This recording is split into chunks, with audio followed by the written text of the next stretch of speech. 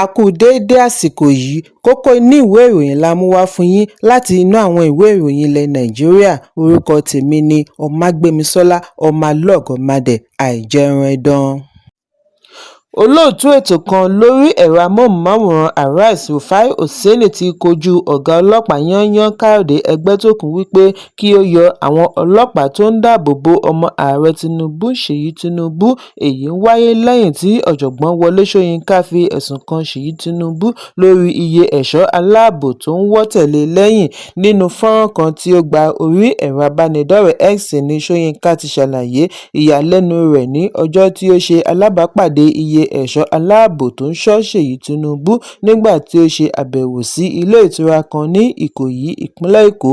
Ṣóyínká ní òun kọ́kọ́ rò wípé wọ́n ń ya sinimá ni nítorí iye èrò tó ń wọ́ tọ̀ lẹ́yìn. Nígbà tí ó ń sọ̀rọ̀ lórí ìṣẹ̀lẹ̀ yìí lórí ètò, Rufai ní pẹ̀lú gbogbo àṣẹ ààrẹ wípé kí IGP yọ ẹ̀ṣọ́ lẹ́yìn àwọn èèyàn pàtàkì láwùjọ VIPs, Ṣèyí yóò tẹ̀síwájú àti máa rìn pẹ̀lú àwọn ọlọ́pàá. Ẹ jẹ́ n kà bí ó ti gbé kalẹ̀ ní èdè àdàmọ̀dì Gẹ̀ẹ́sì lórí afẹ́fẹ́. They no born anybody well to remove police protection from Ṣèyí Tinubu. Nínú fọ́nrán yìí ni wọ́n ti gbọ́ tí Reuben Àbàtì ń béèrè lọ́wọ́ Rufai wípé ṣé pẹ̀lú IGP ni Rufai ní wọn kò bí òun náà dáa. They no born am well. Ẹ̀kúnrẹ́rẹ́ ìròyìn wà nínú ìwé ìròyìn Daily Post tó jáde lónìí. Ìjọba àpapọ̀ ti kéde ọ̀la ọjọ́ Ẹtì ọjọ́ 12 oṣù Kejìlá ọdún 2025 fún ṣíṣí apá kan àkànṣe iṣẹ́ ojúnà Lagos-Calabar Coastal Highway tí ìwọ̀n rẹ̀ tó 47 kìlómítà tí ó wá láti Ahmadu Bello Way Junction títí ó fi dé Eleko Village Junction.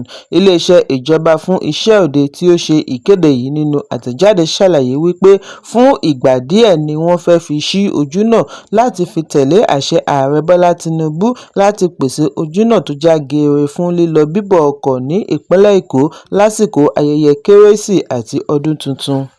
Alámòjútó ìjọba àpapọ̀ ní ìpínlẹ̀ Èkó O.E. Dare ṣe àfihàn yìí nínú àtẹ̀jáde wípé ayẹyẹ ìṣíde rẹ̀ yóò wáyé láago 10 òwúrọ̀ ní Ahmadu Bello Way láti fi mú ìlérí tí ààrẹ ṣe síwájú àkókò iṣẹ́. Níbi àbẹ̀wò ní ọjọ́ 23 oṣù kọkànlá ọdún 2025 ni mínísítà fún iṣẹ́ òde ti sọ àsọdájú wípé apá kan yóò wá sí ìparí kí wọ́n sì ṣí i láàrin ọjọ́ 12 sí 17 oṣù Kejìlá ọdún 2025. Ìṣíde yìí ni wọ́n ní ìrètí wípé yóò fòpin sí ìṣòro tí àwọn awakọ̀ ń là kọjá ní Lẹ́kí sí Àjà kí ó sì tún ṣe àdínkù àkókò àti owó tí wọ́n fi ń rin ìrìn àjò. Ẹ̀kúnrẹ́rẹ́ ìròyìn wà nínú ìwé ìròyìn Business Day tó jáde lónìí. Gómìnà àná fún ìpínlẹ̀ Anambra àti mínísítà àná fún iṣẹ́ àti ìgbanisíṣẹ́ Dr. Chris Ngige wà ní àkàtà àjọ tó ń gbógun ti ìwà ìbàjẹ́ àti ìṣòwò ìlú kúmọkùmọ EFCC.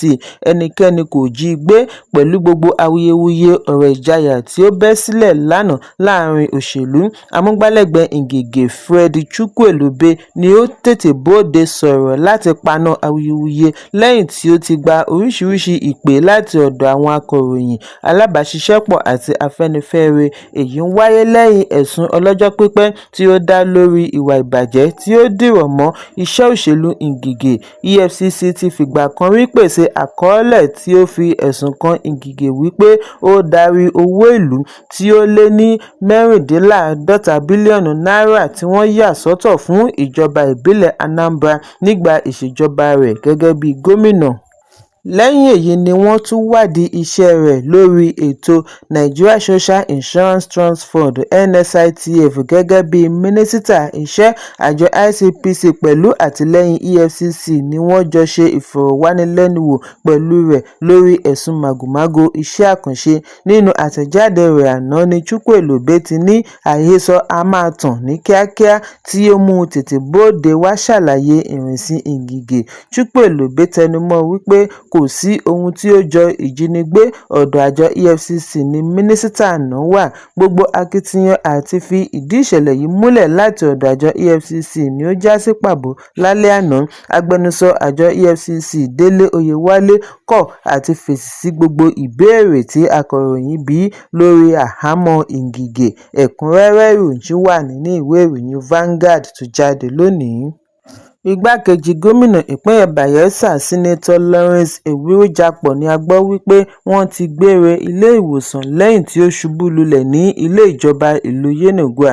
Ìwádìí jẹ́ kó di mímọ̀ wípé ìṣẹ̀lẹ̀ yìí wáyé ní ọ̀sán òní bí ó tilẹ̀ jẹ́ wípé ohun tí ó ṣe okùnfà ìṣẹ̀lẹ̀ yìí kò tíì hàn fáráyé rí, ṣùgbọ́n wọ́n ṣe àpèjúwe ìṣẹ̀lẹ̀ ọ̀hún ní èyí tí ó le. Orísun ìròyìn kan ní wọ́n ti gbé e lọ Federal Medical Center ní Yenagoa fún ìtọ́jú ní kíákíá.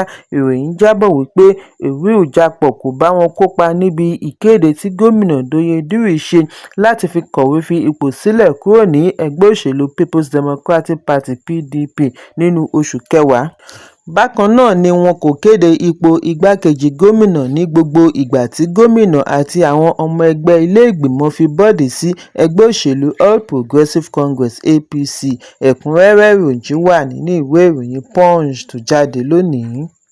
Ìdílé oyè Fusengbuwa ní Ìjẹ̀bú-Òde ti kọ ọ̀rọ̀ olórin Fújì Wasiu Ayinde Marshal tí gbogbo ènìyàn mọ̀ sí Kwam1 pẹ̀lú bí ó ti ní ìran Fusengbuwa ni òun ti ṣẹ̀ wá wípé òun pegedé láti bá wọn du àpèrè Àwùjalẹ̀. Nínú lẹ́tà tí wọ́n kọ ránṣẹ́ sí olórin yìí lónìí ọjọ́ 11 oṣù kejìlá ọdún 2025 ní ìdílé oyè ti ní ìwádìí wọn kò ṣe àfihàn wípé Ayinde jẹ́ ọmọ ìdílé oyè Jadiara tàbí ìdílé tó gbòòrò Fusengbuwa tí ó kàn láti fa ọmọ oyè kalẹ̀ fún àpèrè Àwùjalẹ̀ ilẹ̀ Ìjẹ̀bú.